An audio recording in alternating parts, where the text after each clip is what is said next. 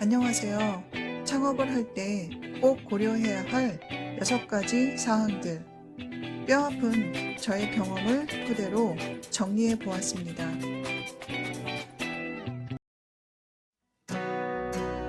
짧은 창업, 긴 깨달음이라는 주제로 이야기하겠습니다. 창업을 준비하는 사람들에게 전하는 저의 진심 메시지입니다.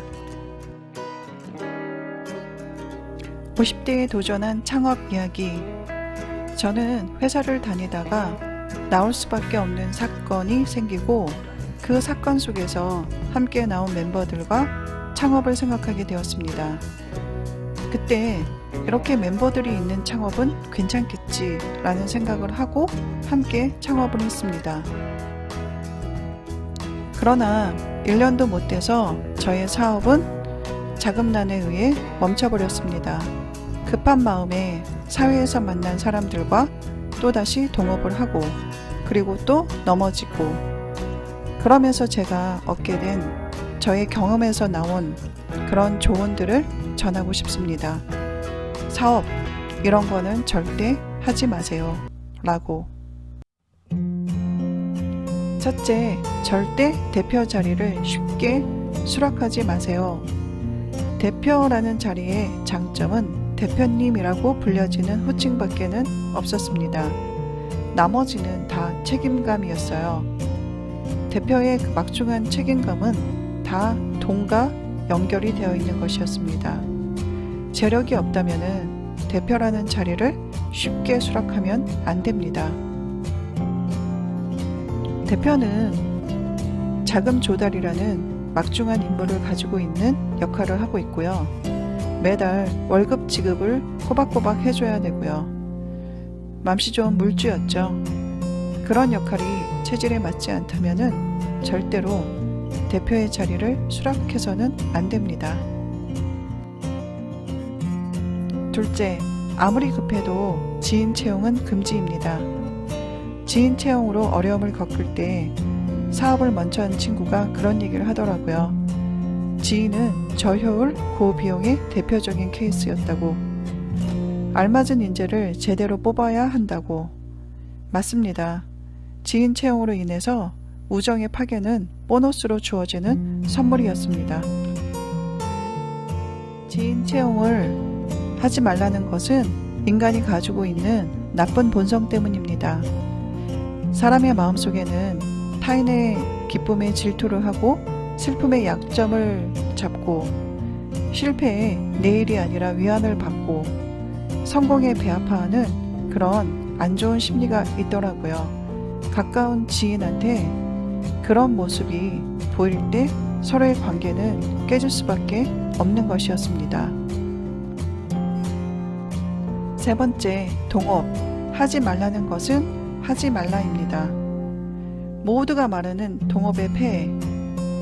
세상에 내맘 같은 사람은 한 명도 없죠. 만약 있다면 그것은 부모님밖에는 없을 것입니다. 사업은 친목 도모하는 장소가 아닙니다. 동업으로 인해 많은 사람들이 상처를 받습니다. 절대로 하지 마세요. 동업으로 카페를 한 친구 둘이 원수가 된 이야기, 형제끼리 남이 된 이야기, 이런 이야기들은 무수히 많습니다. 놀 때 잘 맞는다고 일할 때도 잘 맞을 것이라는 착각은 돈을 잃고 알게 되는 값비싼 교훈이었습니다. 넷째, 자신에게 냉정해라입니다. 넘어져도 일어날 시간이 많은 패기의 20대의 창업과 경험으로 승부를 봐야 하는 50대의 창업은 달라야 합니다. 무언가를 다 할 수 있다라는 자만심에서는 빨리 벗어나는 것이 맞습니다. 알리바바 마인 회장은 나이별로 이렇게 조언을 하고 있습니다. 20대 작은 회사에서 경험과 열정을 키워라. 많은 것을 배울 수 있는 작은 회사에서 경험을 다양하게 하고 열정적으로 일해보아라. 30대 회사보다 보스를 잘 만나라. 회사보다는 보스, 자기가 배울 수 있는 사람한테 배워보라는 거겠죠. 40대 자신이 잘하는 일에 전념하라. 50대 젊은 사람들을 밀어주어라. 40대부터는 뭔가 새로운 것을 하는 게 아니라 자신이 잘하는 일, 경험에 의해서 일을 해야 하는 거겠죠. 젊은 사람들의 도움도 많이 필요한 나이죠. 만약 이것을 반대로 한다면 자신이 잘 모르는 일에 자신이 나서서 한다면은 그것은 망하는 지름길이죠.